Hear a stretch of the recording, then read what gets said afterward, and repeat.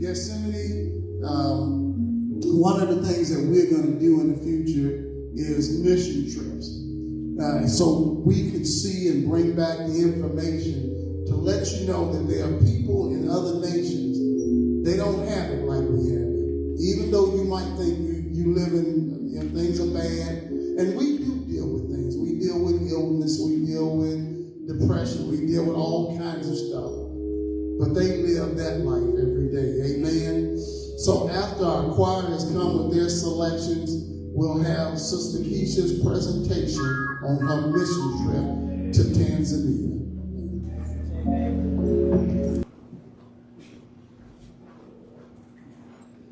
Okay, so this trip was really emotional for me because I wasn't sure. I was really hesitant about going. First of all, I met a doctor, and his name is Dr. Chris Lewis, and he works with me at my company, and he said, you would be great to go on this mission trip to Africa. And I said, oh yeah, I would love to do that. And he told me the price. Well, the price was $2,500 for students, and then for professionals it was $4,000. So I was thinking, this is not a good time to pay $4,000 to go on a trip. So I just emailed him and said, hey, maybe I can go next year. Thanks for the offer. Well, he in return emailed me back and said, well, I got the company to pay for you to go. All you have to do is pay for your flight. So can you do that? So my company, Vitality, paid $4,000 for me to go, and all I had to do was pay for my flight. So I just want to thank God for that blessing in itself, because I would not have gone otherwise. The picture you have in front of you is a national park called the Serengeti. I don't know if you guys heard of it, but it's on the top 10 list of places to go. If you, they have this top 10 list of places you should go before you leave this earth, and the Serengeti is one of those. So we were blessed to go to the Serengeti. A little bit about the Serengeti. It's the home of the Great Migration. If you've heard of all the animals that migrate once a year, well, they migrate through the National Serengeti, this park. And it's over 3,000 lions, 500 cheetahs, it's rhinos, it's hippos, it's giraffes, elephants, it's every animal, and they're living in their natural habitat. They're not caged, they're not waiting for somebody to bring them food, it's nobody tending to them. They're in their natural habitat. They are actually doing the circle of life. If you see the Lion King, they are actually living the circle of life there. So it is something to see, it really is. Of course, we can only see it from vehicles. Nobody wanted to be outside of vehicles there because it was up close and personal. We'll get a few more pictures of that a little bit later. This is Dr. Lewis. He started a foundation called the Village Life Outreach Project. It's a non-for-profit organization based in Cincinnati. And he started this because he went to Tanzania 20 years ago as a medical student. And he was so touched by the people in the villages that he came back to the States, and he's like, what can we do? This is not right, we need to be able to help the people here in these villages. So he put this organization together, and this year makes 20 years for them going twice a year to Tanzania to help these villages. So I just want to give you a little background on that. This is the route I took to Tanzania. It was 17 hours. So we flew from North America over the Atlantic Ocean, through the United Kingdom, through Europe. Then we finally got to Africa 17 hours later. We flew into Kenya, and then we had to drive to Tanzania. But it was 17 hours, and it was well worth it, let me tell you. And that was my husband tracking me along, if you see on those apps. You get tracked everywhere nowadays. You can't do nothing is private. This is where we stayed, Shirati. It's a town in Tanzania, Africa. We stayed here. Shirati is such a humble place because everybody in the town takes care of everybody. It is a sight to see. The animals run loose. Their owners let them run loose during the day so that they can graze and get their food. And the animals are smart enough to come back home when it gets dark. Never seen anything like it. When you walk in the streets, you're going to see cows and goats and chickens and everything, and they're wandering just finding food, and then they go back home before the night hits. We visited 3 villages. One was called Roche, the other one Niabango, and the other one Borere. This is where we stayed in Sharadi. This was a house in the village, and it had, I want to say, about 5 or 6 bedrooms. Some of us stayed here. It was 18 of us that went, but this is the house that I stayed in Sharadi. Now, this house, outside of the house, you see cows and goats and stray dogs, different things just all wandering around. So it was interesting. This is the bedroom we stayed in. Does anybody know what those little white net things are at the top of the beds? Yeah, those are mosquito nets. So at nighttime, you have to cover yourself up with mosquito nets because in Tanzania, malaria is very prevalent. And malaria is a disease that it affects the bloodstream of people through mosquito bites. And the mosquitoes in Africa carry malaria. Our mosquitoes don't carry malaria over here, thank God. But in Africa, they do. The mosquitoes carry malaria. So they're out at night. So you sleep under these mosquito nets to decrease your risk of getting bitten by the mosquitoes. So this next slide, this is me laying under the mosquito net. It was hot. I had this fan, if you can see it. This is what kept me. And this flashlight. This little bitty flashlight was, these two things was the best thing next to my Bible. These were my best friends because this is what kept me cool. And this is one of the doctors. Her name is Dr. Camille Jones, and she gets up in the morning and she journals. So I got a snap of her journaling at 5 in the morning because it was still dark out. So she had her flashlight and she was journaling. I thought that was pretty nice. Now this is our bathroom. It was maybe 3 bathrooms in our house, so this was one of the 3. Now, you're thinking, where's the shower? Where's the toilet? Well, the shower is on the wall over there above the sink.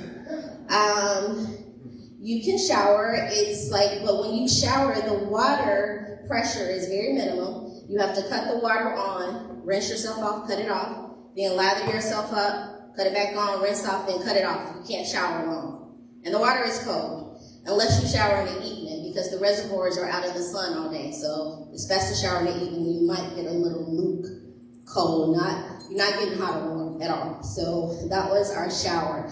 You can see that little green bucket thing in the sink. I think that was to rinse yourself off. I was kind of scared to use it, but I think that's what that was for. I just left it there. I didn't know what to do, but that was our bathroom. We did eat well. This is a couple of the meals we had there. When I tell you they fed us well, they really did. The amount of money that they charged, they had a chef, they hired a chef that lived on the village, and he prepared breakfast, lunch, and dinner for us. And it was delicious. The food was very good, and it was all organic because they grow their food. They don't have time to be going to the grocery store and do all that. They grow all their food, so it was very delicious.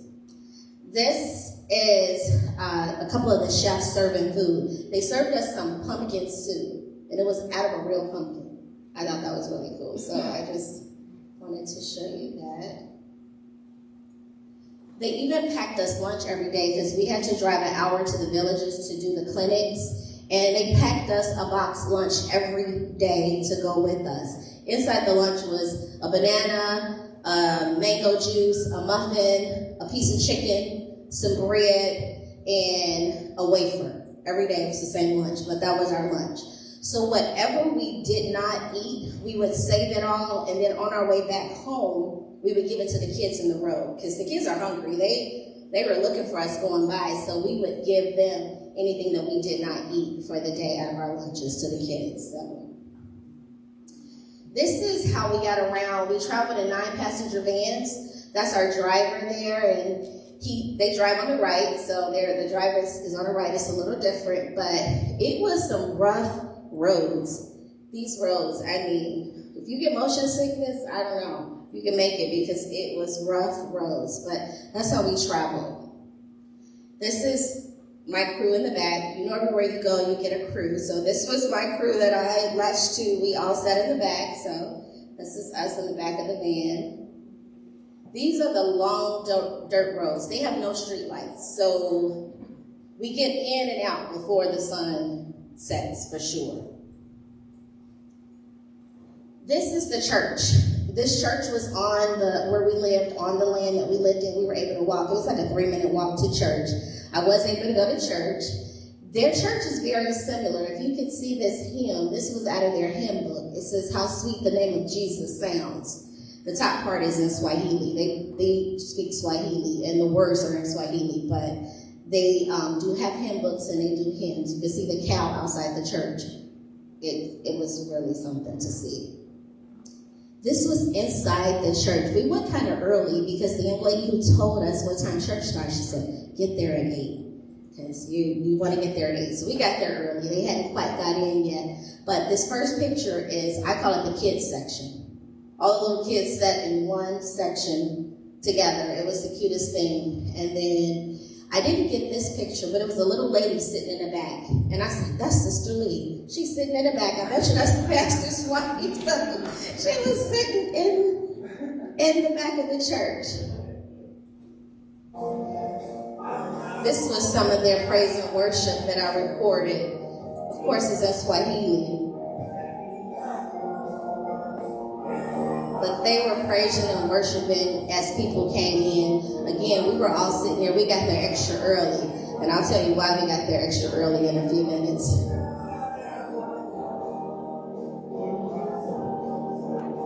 So the pews were made of wood, and they were hard. We sitting there towards service, the pews were very hard. I think they all handmade them themselves. And they were older.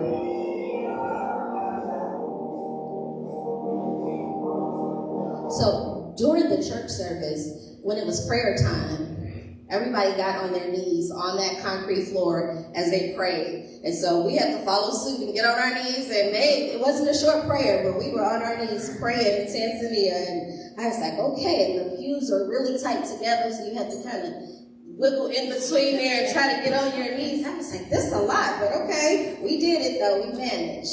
So the first thing we went to is the hospital. It's called Bugando Hospital. It was a university hospital, and this is the School of Nursing. I got a chance to take a picture with one of the nursing students. It was her 3rd year. She had 1 more year. So I just told her, kind of attached to her since she was a nurse. And the other picture on the other side, it says the U.S. aid. This picture is significant because all through the hospital and all the units, they had these pictures up. Thanks to the American people, this is U.S. aid. The sad part to this is, because of our political affiliations now, this aid is going to stop as of April 15th. So this hospital will no longer be getting any aid from the United States because of the bill that was passed by our current president. So that was kind of a bummer to me, and all these signs throughout the hospital, because they are so grateful for the care that they get from the United States. Now, this is some of the equipment in the hospital. This is oxygen tanks, huge oxygen tanks. We don't see that here. Our tanks are smaller. These are their carts. The wheelchair is broken down. This is their equipment in their hospital. This is the hospital room. This was actually a good room because it was only 2 beds in there, got the mosquito nets, but most of the rooms is 8 patients in each hospital room. Can you imagine being in a hospital and there's 7 other people, and it's not curtains. The beds are lined up, and when the doctor comes in, he's talking to that patient, and he goes to the next patient. There's no privacy, none. So, something to think about. I know they talk about leprosy in the Bible. Where at this hospital, they have a whole community of lepers. They're all older. I want to say 78 or older, and they've had leprosy pretty much their whole life, so they've been isolated. And they put them all in this ward. They grow their food there. They don't come out. They all stay there. They built a whole community around them. And they still exist to this day there. So, you think leprosy is gone? No, there's a few people that still have it in Africa.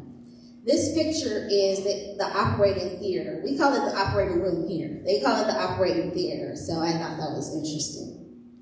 And we couldn't go in there because, they wanted it to be sterile. Now, this is day 1 of the clinic at Roche. This is when we arrived there. It was over 200 people waiting to be seen. Some of the patients have been there since 4 a.m. We were scheduled to start at 9 a.m.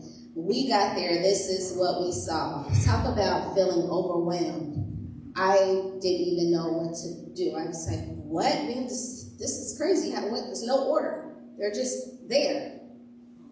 And this is them just all around, just waiting when it gets started. But nobody's upset. Nobody is like rushing or saying, am I next? Everybody was very patient. They just wanted to make sure that they were singing. This is a picture of a baby that we delivered there. The first day in clinic, it was like we had a lady that was 9 months pregnant. She came in. She looked good. I didn't think she was going to deliver, but by the end of clinic, she delivered the baby right while we were there. The young lady in this picture, her name is Kristen. She's a 4th-year medical student, and she's going into OB-GYN, so she got a chance to deliver the baby, and I thought that was cool for her, considering she's going to be a doctor soon, and she got a chance to deliver a baby. This is a video of the clinic. They put their babies on their back. But this is the chaos that we walked into. Just people everywhere.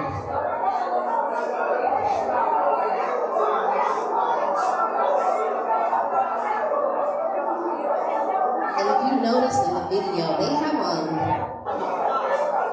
long sleeves and they have hats on their babies. It was in the 80s there. We were all hot and we were wondering, why are they all dressed? Where's their cool season? They're used to 100-degree temperatures, so 80s to them is cool. And they said it's their cool season, so they had on jackets and everything, and we were like, oh my God, I'm burning up. So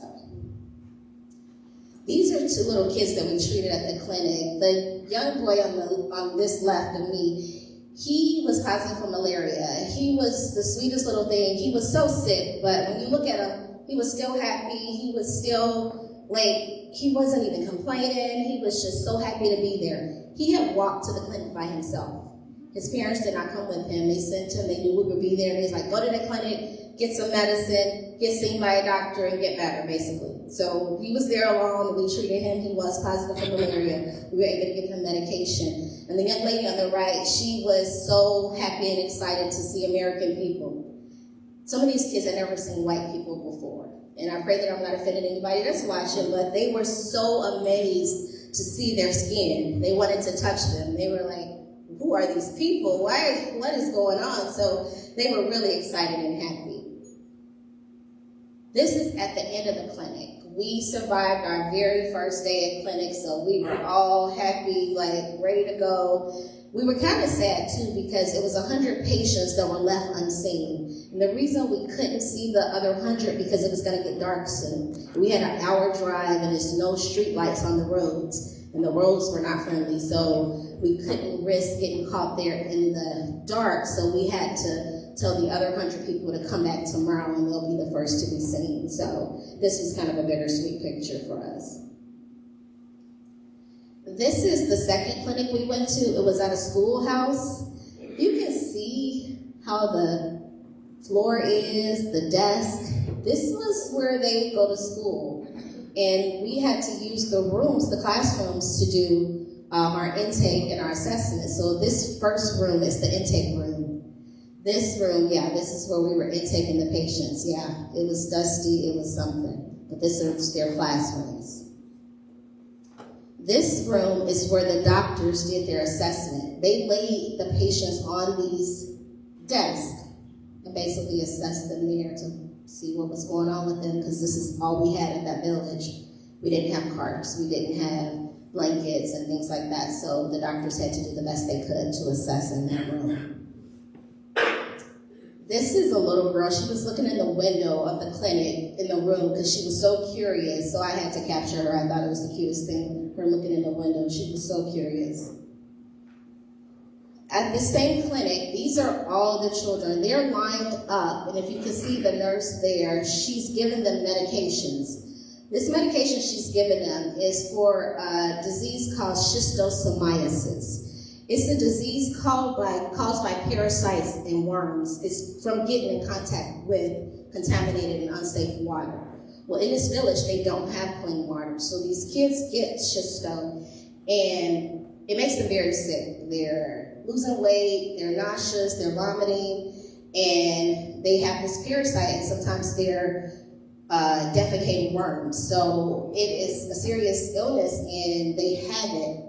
And so when we come, we treat the kids for schisto. So it's 4 pills that they have to take Now, these pills make them very nauseous, so we were giving them muffins and water to drink with the pills.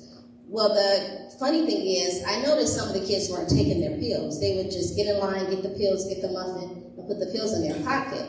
And so I was like, what is going on? So I went to one of the little girls and said, you're not going to take your pills? And we all were assigned interpreters, so we all had our own interpreter. So I asked the interpreter to ask her why she's not taking her pills. Well, she said she wanted to take them home to her grandmother.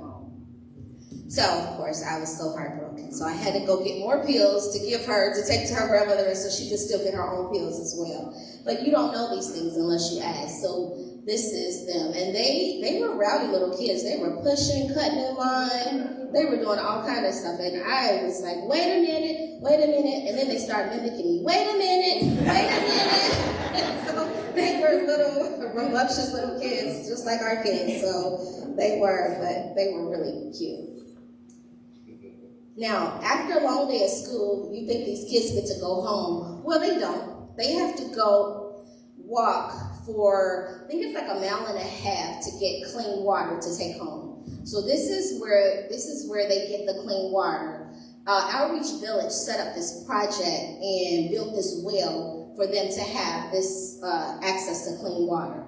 Because with Project Outreach, they didn't want it to be like a handout. They wanted it to be like a hand up. They wanted these villages to be independent. So they got this water source for them, and they run it themselves. So they have access to clean water. They just have to go get it. These little kids, these are all girls, they carry it on their heads all the way home, up the roads, on their head. Can you imagine our kids carrying some water on their head home, let alone walking a mile? They would be like, I'm not doing that. These kids, you see, they're smiling, happy. This is after school. They're going to get water to take home.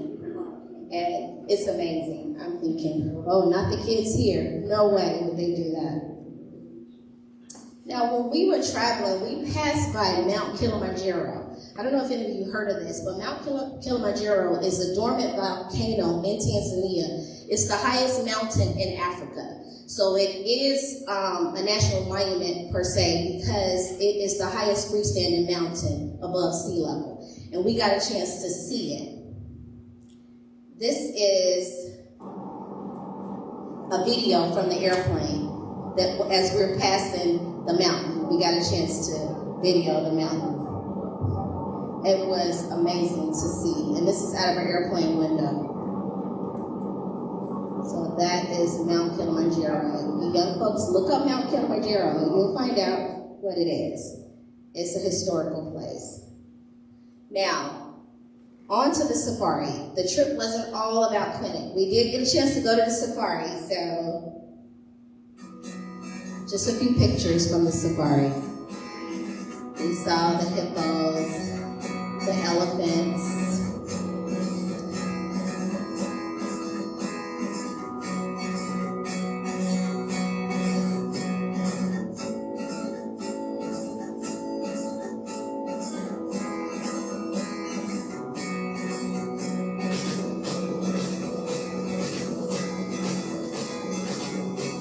very close to lions and cheetahs and lioness and hippopotamus, very close, closer than I probably wanted to be.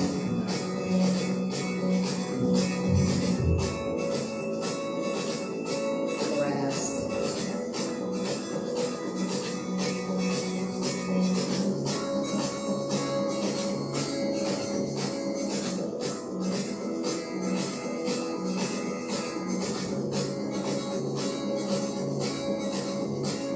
Hyena. Pictures of us with the giraffes.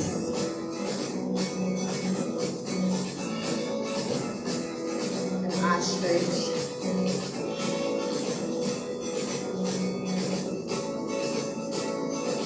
Lady lion. That's how close they were to the trucks.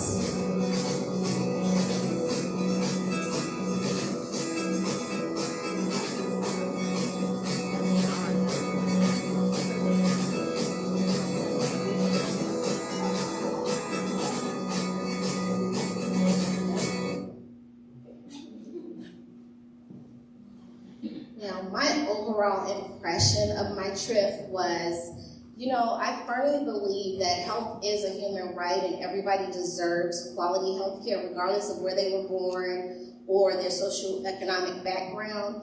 So it was really good for me to go on this trip and to see that people don't even have the right to good health. Well, I initially thought this was going to be a trip to go help people who were underserved, and the reality of it is they helped me. They assisted me in ways I can't even explain to you. The gratitude, their resilience, their warmth, their smiles, they just left a lasting impression on me, and that was my overall impression of this trip. And of course, that pretty cheetah right there, too.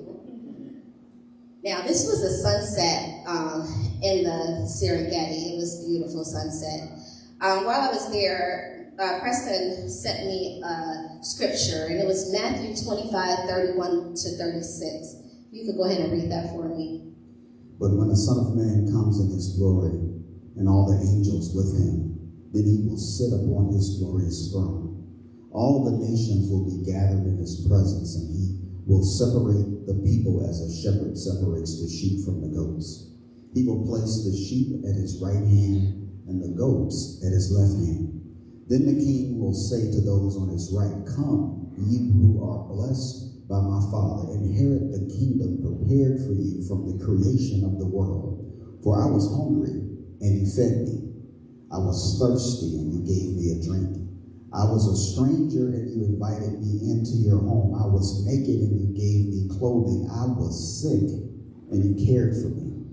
I was in prison, and you visited me." So I was reading this as I was laying in bed one night, and I said, let me read a little further, because I'm like, So as I read a little further, it says, "Then these righteous ones will reply, Lord, when did we ever see you hungry and feed you, or thirsty and give you something to drink, or a stranger and show you hospitality, or naked and give you clothing? When did we ever see you sick or in prison and visit you?" And the king will say, "I tell you the truth, when you did it to one of the least of these, my brothers and sisters, you were doing it to me." Then it hit me like a brick. Like God just said, duh, this is why you're here. This is it. This is why you're here. So I had that revelation, and I was laying there that night, and it just hit me. And so I was meditating on these verses, and it said, toward the least of these. So as we're serving others, it's uncomfortable sometimes to help people in need, to reach out that hand. You may think they don't deserve it, but my takeaway to you is when you are helping others, know that you're helping Christ and that it's a bigger purpose. So that's what I want you to understand. And I also want to leave you with a question. When we get to see our Lord and Savior, which side will we be on? Will we be on his right or his left? Will we be the sheep or the goat? So just take that in mind. Which one do you want to be? So the next time you have the opportunity to help somebody, even if it's uncomfortable for you, even if it's, go ahead and do that. That's what I want to leave with you guys. Any questions about the trip or anything that you guys want to ask? Nobody? Yes, I'm planning to go next year too, but I'm saving my money this time just in case the company be like, oh no, we're not paying for you 2 years in a row. So yes, I'm saving my little coins, and I plan to go next February as well. I would love for anyone here that wants to go with me. I'm already making Raquel go. Sister Raquel, yes, she's going. Because we needed more nurses. Out of 18 of us, it was only 2 nurses. It was medical students, some doctors, and a few residents. So and a pharmacist. We need more team, period, because it was a lot of patients. So I would love for whoever wants to go with us next year. But yes, I am going next year. Anybody else? Go ahead. While you was there, did you see any people or babies pass away?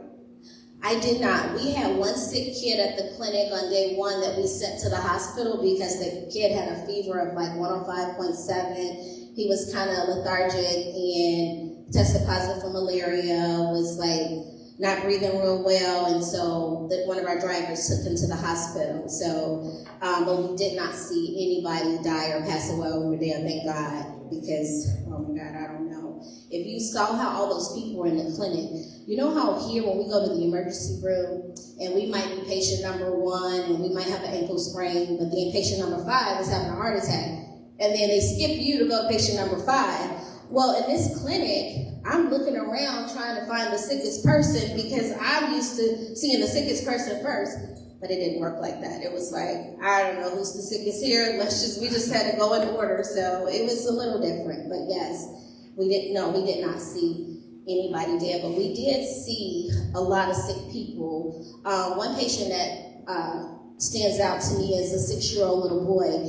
He had a wound on the back of his neck, and the wound was probably about this big around, just on the back of his neck. He had a headscarf on, like a lady's headscarf. And I saw him walking around and I didn't understand why he had that headscarf on. When it was his turn to get assessed and I was talking to his parents and they said he had the wound and I said, can you remove the scarf? And they did, and he leaned over and I saw that wound. Immediately flies just swarmed to the wound. It was like, oh my God, now I understand why they have this scarf on this little boy's head, because the wound was so big and it was infected. And from what the interpreter said, it started like a pimple or something, and they don't know it got that big. So it was really bad. And some of these people don't have any access to healthcare because it's too far. So they look forward to the clinics coming 2 to 3 times a year so that they can see a doctor. I ain't gonna answer your question. No, you're okay. I can, but I ain't. No. Did you already prepare yourself for what you might see? I did not, because I had no idea what to expect. A few of the people on the trip had gone before, and they were like, just be prepared. Just be prepared. You don't know what you're going to see. Be prepared. I'm like, I've been a nurse 20-something years. I've been in the ER in Gary. I done seen it all. I was like, okay, whatever. But what I didn't prepare for was the fact that I couldn't fix everything. Like, even the little boy with the wound, he needed 2 good weeks of cleaning that wound with clean water, antibiotic cream, and a non-stick dressing on it. Just somebody to do it for 2 weeks. We gave him enough for 5 days because that's all we could give him, everything, and we had enough to give him for 5 days. Would he get clean water to clean it? We don't know. So it's like that was the part that was tough for us. You see something, you can cure it, but you really can't because you don't have, they don't have the access for what it takes to kind of heal. So that was kind of tough because he's a little boy. He was so tough. We gave him pain medicine and he finally was asleep. The whole time he was so restless from that wound, but he went to sleep after the pre-med. So, yeah. No, I appreciate the questions. I do. Anybody else? Go ahead. So these people are looking to come 3 times a year. So how do they get taken care of the rest of the time? Well, if they're really, really sick, they can't pay a taxi to take them to the hospital. Or the clinic that we were at, they are open when we're not there, but they don't have physicians there. So for minor stuff, they might be able to take care of it. Like they have malaria testing there. If they just want to get malaria tested, they have a lab there. Or STD checks or HIV tests, they can get that done. But anything outside of that, they have to go to a hospital or to a local clinic, which is farther, too far for them to walk. So they have to either pay a taxi. And some people paid a taxi just to get to that clinic. And I asked how much did they pay, and in our money, it was like $4 for the taxi to get to the clinic. And a lot of them don't have that. Like even the sick little kid that we sent to the hospital, his family didn't have it. That's why we had to have one of our drivers take him because they couldn't afford to go. And they were looking forward to us being there so that they could at least get a doctor to lay eyes on them. So they always announce ahead of time when we're going to be there. So the clinic, the villagers are all waiting and ready. That's why when we got there, everybody was just waiting for us. Were you able to sleep the first time? No, I was not, because I was like, okay, we're under these mosquito nests. What does that mean? If it's that serious, can a mosquito get in here? And then they were giving us instructions like, don't put your foot up against the net because they can bite you through the net. And I'm like, this is a lot. Like, it's a lot of instructions to try to sleep under a net, and you got to make sure you're not touching. So it was a little weird at first. And I was so hot. It was no breeze coming through the window. It was really hot. Thank goodness for this little fan. When I go back next year, I'm having a bigger fan. I'm definitely, because they told us we could only bring one regular size suitcase and a carry-on. So I had to be limited on what we can pack.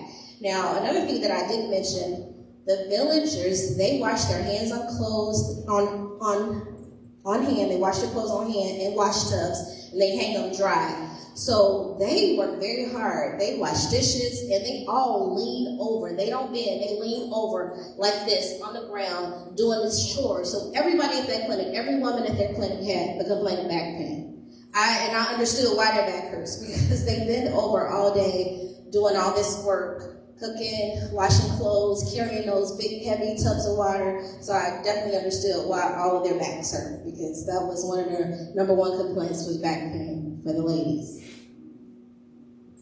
So how many hospitals do they have? Just one? And is it overcrowded? Yes. In Sharadi, the hospital itself, yes, it can get overcrowded. It's not harvest season right now for them. During harvest season, it's less crowded because people have food and they have things. But right now, it's not harvest season, so they had a whole ward for just malnourished children. So that ward had a lot of children in there because there's not a lot of food right now. But during harvest season, they said that ward is pretty much empty because everybody has enough food during that time. Even the animals, I don't know if you can see from the pictures, the cows were skinny. These were not fat cows. The cows and the goats were skinny because they don't have a lot of food. That's why they let them go loose to go find their own food, and then they come back home. And so another thing I learned, that in Africa, they don't use banks pretty much. They buy animals, and the animals is their money. So if they want to send one of their children to college or pay for a surgery or something, they go and sell one of their animals. And that's how they get their money. So anybody they purchase cattle or sheep or goat, and then they sell them off as they need the money. They don't put their money in banks. So did you go to their, don't stop this. No. Okay, like their college. They have colleges. Yeah, that hospital was connected to the university. And do they have many kids that attend there? Yeah, I met the one lady on the picture. She was a third-year nursing student. I met her, and it was a few students that were working at the clinic that were in the university. And I met doctors that work for the university and the surgeries, and we met the pharmacists. We met everybody in the hospital. We toured the whole hospital and got a chance to meet everybody. Anybody else? Did you have to get a lot of vaccinations? I had to get 2 shots, the yellow fever shot and a typhoid shot. Oh. Yeah, those are the 2 shots I had to get. Yeah, and they weren't bad. They weren't bad at all. I thought they were going to be, but they were not. So you had to get shots before you went? Yep. You had to get shots before you came back over here, right? No, I had to get shots 2 weeks before I left. And then while I was gone, I had to take anti-malaria medicine. So I started taking medication 2 days before I left. You have to start anti-malaria. It's just one pill. You take it every day. You start it 2 days before you leave. You take it every day while you're there, and then you take it for a whole week when you get back, so that you can prevent getting malaria. And you have to take antibiotics with you, so if you got sick or anything like that, it's a whole list of medications you have to take with you so you can be prepared. Like if you get motion sickness, it's medication for motion sickness. And some of the organization you went to, they had some medication as well, so if you didn't bring it, they had some to give you. But pretty much, nobody really got sick. Everybody pretty much stayed healthy for the full time that we were there. Huh? Sorry. Go ahead, sister. Go ahead. Did you see any mosquitoes? Yes, I did see some. Are they huge? Like ours? Yeah, they look just like ours. And one of the interpreters was a young lady. She's 26 years old. Her name is Cleopatra. She said, "Why your mosquitoes don't cause malaria and ours do?" It's like, I don't know, because malaria is not in the United States. She says, "Well, why is malaria here and it's not in the United States? What kind of mosquitoes do you all have?" It's like, oh goodness, I wanted to say, ask one of the doctors. You should tell them about the water and the routines, like what they're eating and drinking, brushing teeth. Oh yeah, the water supply, they would give us bottled waters every day. So they want us to stay hydrated, but we had to use that same water to brush our teeth. So when we're drinking water, we have to remember, you need enough water to take your meds, you need enough water to brush your teeth. So it was like, we had to ration out our water. They gave us plenty of bottled waters, but once they give it to you for the day, you're like, you thinking you're drinking.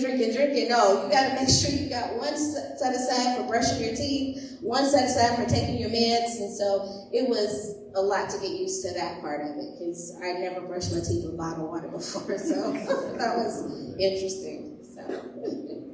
Was the animal vicious? No, the animals weren't vicious at all. I was going up to the cows. They didn't want nothing to do with me, because they were like, we're on a mission. We're trying to find food, get on. I made friends with a little dog. I was feeding him. He was coming back every day. I'm sure they're upset about that, but I named the dog Bella. So if I see her again next year, I did make friends with a little stray dog. But anybody else? Well, I appreciate you guys. Thank you so much. Amen. Let's give her another hand. Amen.